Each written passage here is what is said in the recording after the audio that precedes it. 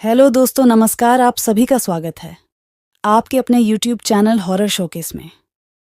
मेरा नाम निकेश है और मैं सिर्फ हॉरर कहानियां सुनाता हूँ। अगर आपके पास भी ऐसी डरावनी कहानियां हैं तो आप मुझे कमेंट करके बता सकते हैं या फिर फेसबुक, इंस्टा, व्हाट्सएप, टेलीग्राम पे भी बता सकते हैं। तो चलिए शुरू करते हैं आज की हॉरर स्टोरी को एक छोटे से इंट्रो के साथ।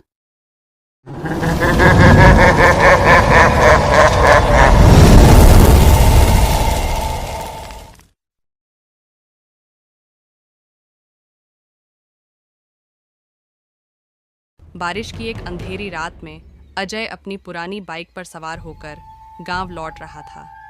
शहर की चमक धमक से दूर गांव सन्नाटे में डूबा हुआ था।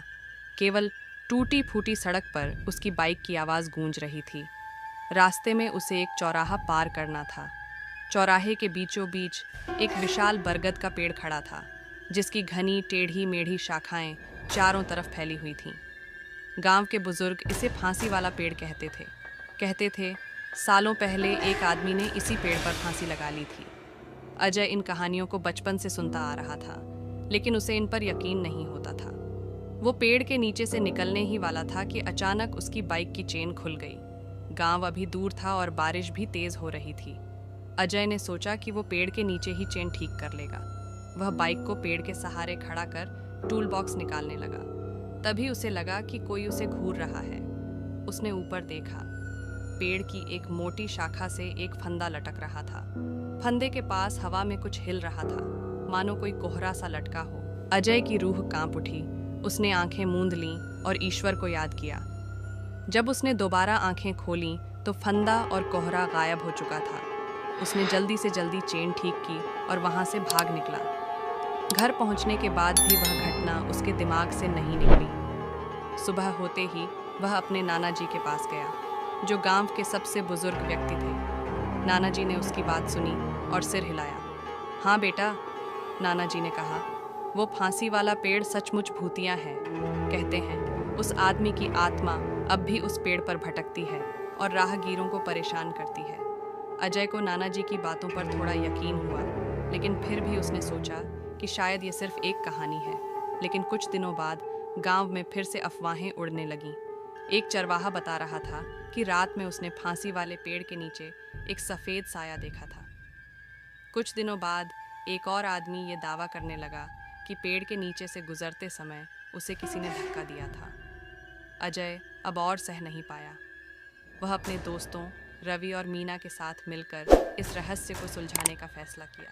उन्होंने फैसला किया कि वे रात में फांसी वाले पेड़ के पास जाएंगे और देखेंगे कि असल में वहाँ क्या होता है। एक अमावस्या की रात वे तीनों टॉर्च लेकर पेड़ के नीचे पहुंचे। चारों तरफ सन्नाटा था, सिर्फ हवा की सरसराहट सुनाई दे रही थी। अचानक रवि की टॉर्च की रोशनी फंदे पर पड़ी। फंदा हिल रहा था, मानो कोई हवा में झूल रहा हो। उसी समय उनके कानों में फुसफुसाहट सुनाई दी। जाओ, यहाँ से चले जाओ। तीनों दोस्त डर के मारे चीख उठे और वहां से भाग निकले। इस घटना के बाद वे फांसी वाले पेड़ के पास जाने की हिम्मत नहीं जुटा पाए।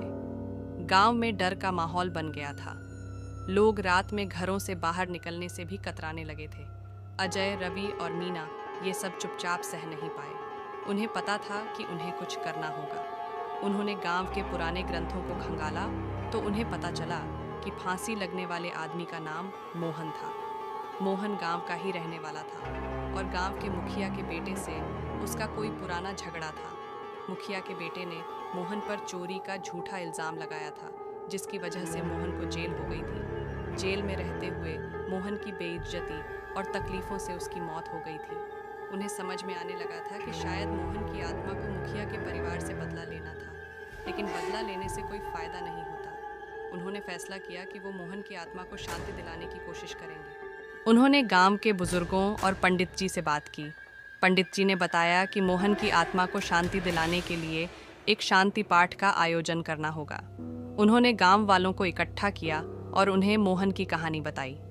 गांव वालों को ये जानकर बहुत गुस्सा आया कि मुखिया के बेटे ने मोहन के साथ इतना बड़ा अन्याय किया था। उन्होंने मोहन के लिए शांति पाठ का आयोजन किया। शांति पाठ के दौरान फांसी वाले पेड़ के नीचे एक हल्की सी हवा चलने लगी और कुछ देर के लिए पेड़ की पत्तियां भी हिलने लगीं।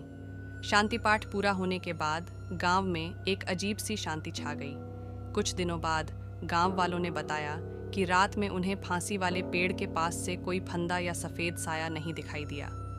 अजय, रवि और मीना को खुशी हुई कि उनकी कोशिशें सफल रहीं। उन्होंने मोहन की आत्मा को शांति दिलाई थी। फांसी वाला पेड़ अब भी गांव के चौराहे पर खड़ा था, लेकिन अब उससे कोई डर नहीं मानता था।